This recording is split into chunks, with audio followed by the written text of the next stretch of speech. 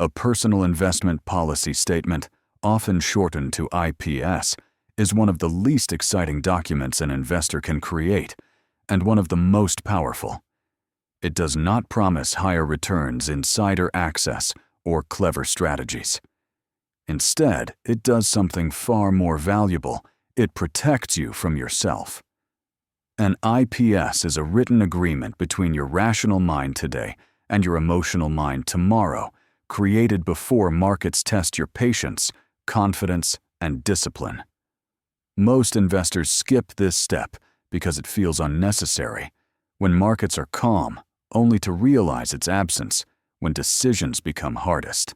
At its core, an investment policy statement is a framework that defines how you will invest, why you are investing, and what rules you will follow, regardless of market conditions. It clarifies objectives, constraints, risk, tolerance, asset allocation, and decision-making boundaries. The purpose is not to predict the future, but to standardize behavior when the future becomes uncomfortable. Markets change constantly. Your process should not. The first role of an IPS is to force clarity of purpose. Many investors say they are long-term growth-oriented or conservative, but these labels are vague and emotionally flexible. An IPS requires specificity. Are you investing to grow wealth, generate income, preserve capital, or balance all three? Over what time horizon, for what future use? When purpose is unclear, every market movement feels like a referendum on your intelligence. When purpose is clear, volatility becomes context rather than threat. Risk tolerance is another area where honesty matters more than theory. Questionnaires often ask how much volatility you can tolerate, but lived experience is different. An IPS acknowledges this by translating risk tolerance into concrete rules, acceptable drawdowns, position size limits, rebalancing thresholds, and asset class ranges. Risk is no longer an abstract feeling. It becomes a set of boundaries. These boundaries do not eliminate discomfort, but they prevent discomfort from turning into irreversible mistakes. Asset allocation is where an IPS becomes operational. Rather than reacting to headlines or performance chasing, you define in advance how capital is distributed across asset classes, such as equities, fixed income, real assets, and cash. You also define ranges, not points, recognizing that markets move and portfolios drift. This structure allows for disciplined rebalancing rather than emotional adjustment. Allocation becomes a decision made in calm conditions, not a reaction made under stress. An often overlooked function of an IPS is decision triage. Not every market event deserves action. An IPS specifies what triggers review, what triggers adjustment, and what should be ignored. This is crucial because most investor mistakes are not caused by lack of information, but by too much reaction. When rules are written down, you no longer have to debate every decision internally. You simply follow the process you already agreed to. Constraints are just as important as goals. Liquidity needs tax considerations, ethical preferences, and legal restrictions all shape what is appropriate for a portfolio. Ignoring constraints leads to regret even when returns are positive. An IPS brings these realities into the open, ensuring that the portfolio serves your life rather than complicates it. There is also a psychological benefit that cannot be overstated. Writing an IPS creates emotional distance from the portfolio. You stop seeing investments as extensions of ego and start seeing them as components of a system. This shift improves behavior during drawdowns and reduces overconfidence during rallies. Investors with an IPS tend to make fewer dramatic changes, not because they are smarter, but because they have already decided how to behave. Importantly, an IPS is not a static document. It evolves as life changes. Income shifts responsibilities, grow goals approach, and risk tolerance changes with experience. The discipline lies not in never changing the IPS, but in changing it deliberately during calm periods with clear justification. Reactionary changes made during market stress defeat the purpose entirely. Many investors believe an IPS is only necessary for large portfolios or institutional management. This is a mistake. The smaller the margin for error, the more valuable structure becomes.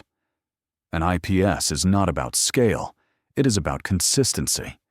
Even modest portfolios benefit from reduced mistakes, and mistakes compound just as powerfully as returns. The real value of a personal investment policy statement reveals itself not in bull markets, but in periods of fear, boredom, and temptation. When everyone around you is reacting, predicting, or panicking, the IPS reminds you that you already made the most important decisions when you were calm. All that remains is execution.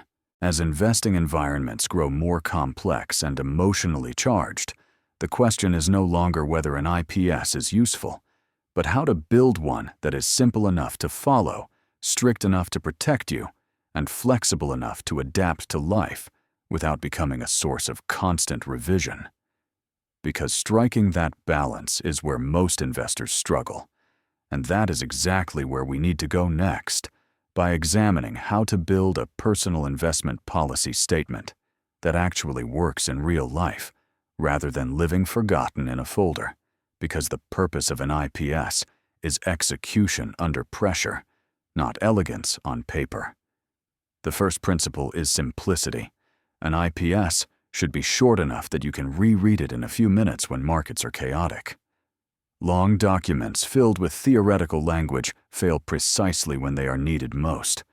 Clarity beats completeness. If a rule cannot be remembered, it will not be followed. Start by writing objectives in concrete terms. Avoid vague goals like maximize returns or beat the market. Instead, define what success looks like in your life. Is it funding retirement at a certain age, generating a specific level of income, preserving capital for dependents, or maintaining flexibility? Tie objectives to time horizons. Time is the most powerful variable in investing, and an IPS that ignores it invites confusion. When goals are explicit, trade-offs become easier to accept. Next, define risk in behavioral terms, not just percentages. Stating that you can tolerate a certain drawdown is less useful than stating what you will do when that drawdown occurs. Will you rebalance, hold, or reassess? Under what conditions would you change course?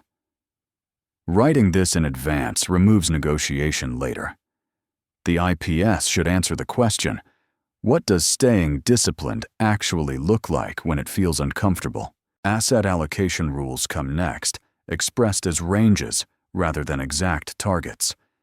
Markets move, and rigid precision creates unnecessary stress. Ranges allow flexibility while preserving intent. Define how often allocations will be reviewed and rebalanced. Frequency matters. Too often invites overreaction. Too rarely invites drift. The IPS sets the rhythm so decisions are scheduled, not emotional. Decision rules are where an IPS earns its keep. Specify what actions are allowed and forbidden. For example, no major allocation changes based on news headlines, no adding new strategies without a cooling-off period, no selling core assets during market panic, unless predefined conditions are met. These guardrails are not constraints on intelligence. They are protections against impulse. Constraints deserve their own section. Liquidity needs tax considerations, ethical boundaries, and legal realities shape what is appropriate. Writing them down prevents regret later. A strategy that looks good on paper, but conflicts with real-life needs, will eventually be abandoned at the worst possible time. The IPS exists to align the portfolio with reality, not aspiration. Review and revision rules are the final component. An IPS should specify when it can be changed and when it cannot. Life changes justify revision. Market noise does not. This distinction is critical. Revisions should occur during calm periods and be documented with reasons. This creates accountability to your future self. The most important test of an IPS is emotional. When markets are volatile, does the document calm you or provoke debate? A good IPS reduces decision-making burden. It replaces fear with reference. It reminds you that discipline was chosen deliberately, not imposed reluctantly. In the end, creating a personal investment policy statement is an act of humility. It acknowledges that intelligence alone is not enough, that emotions will interfere, and that structure is necessary for consistency. Investors who commit to this process do not avoid mistakes entirely, but they avoid the kind of mistakes that permanently derail progress.